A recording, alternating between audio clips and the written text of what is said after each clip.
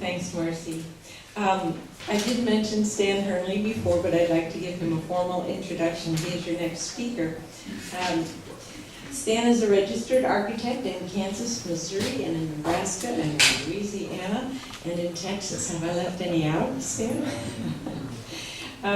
He will tell you about his role in this particular project, but he has had a lot of other projects in this neighborhood in our city that reflect his tenacity and his creativity, and one of them is about 2 blocks away, the St. Luke AME Church. So this project and that project keep Stan in the hood, and without further ado, come on up and talk to us about what's so special about the history of this station.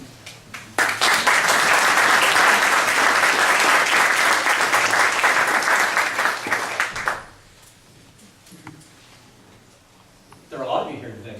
It's great to be here. Just to give you a little brief update on the next step in the project now that the platform is in place. For those of you who don't know, KDOT has gotten money from the Federal Railroad Administration for a grant that the city is going to be able to hire an architect to prepare construction documents for the complete restoration of the building. And after going through a second round of selection processes with KDOT, after going through one with the city 2 years ago, we were selected to work on that project. And hopefully right after the first of the year, we'll be able to get started on that. We'll have a little kickoff meeting here so that people from the area that are interested, we can get together and talk about what the plan is and how we're going to approach that.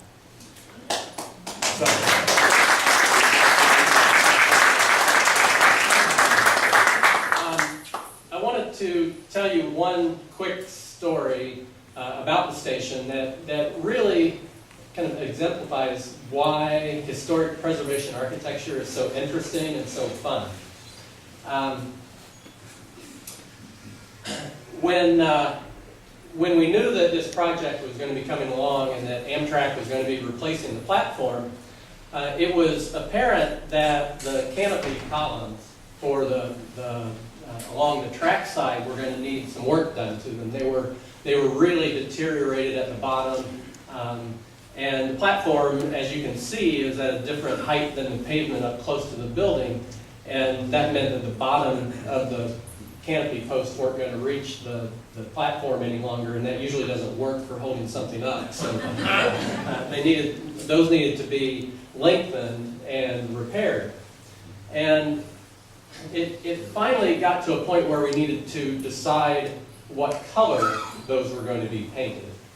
And Richard Kirschenbaum had been walking around and said, well, you know, there's some paint up above where the soffit's been open that you can see. And so we both came over and we were looking at it, and you could see that there was kind of a bluish green kind of paint on there. And we could also see that there were some interior paint back in the office, the ticket office back there underneath the windowsill that had been covered since 1956, and so that paint hadn't faded like a lot of the other paint had faded. There was that original color.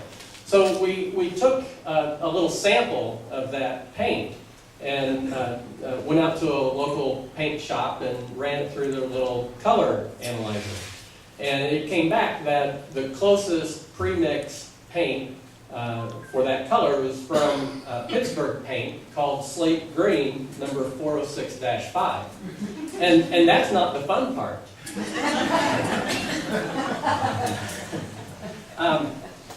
That color has a connection to a very interesting person, Mary Coulter. She was a remarkable woman born in 1869. She studied architecture in California and had a keen appreciation for Native American culture and for craftsman style design. The Fred Harvey Company contacted her to decorate some retail space for a project of theirs in Albuquerque, New Mexico. She was 33 years old, and she was teaching mechanical drafting at a boys' school in St. Paul, Minnesota.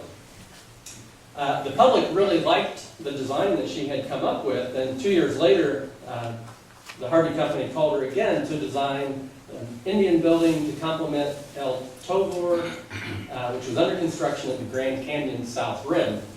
She had gone on after that to become kind of a prominent architect for some of the national parks as well. But for the Fred Harvey Company, they hired her in 1910 on a full-time basis to design hotels, restaurants, rail stations for the company all along the Santa Fe train line. And because she wasn't a licensed architect, she would come up with the designs and preliminary drawings and send those to the Santa Fe engineers, and their architects would draw up the final plans. Culture became an integral player in the railroad's image building efforts. And her own image apparently was pretty eccentric. Chain smoker, dressed in pants and a Stetson, knew how to shoot a pistol, avid collector of books and Indian silver, and wore rings on every finger. She developed a reputation for bossiness with male construction workers. One of them remembered struggling to mix paint colors exactly as Coulter envisioned them. Painters referred to the shade used as trim in the Bright Angel Lodge as Mary Jane Blue. And from the best that we can tell from looking at photos online of other projects, the color that we've matched from the interior color to the column colors out on the post are Coulter Blue. So here in Lawrence, we have our own little connection. And you would think, you know, going into a project, the selection of a paint color for a dozen 4-inch diameter steel posts wouldn't really hold much interest. But it really helps to point out that there were people in the past that made decisions that continue to affect what we do today. And I'd like to think that what we're doing today in dedicating this platform is going to live on into the future, and hopefully, 70, 80 years from now, people will be talking about the architects that designed the restored Santa Fe Station in Lawrence. So, thank you very much.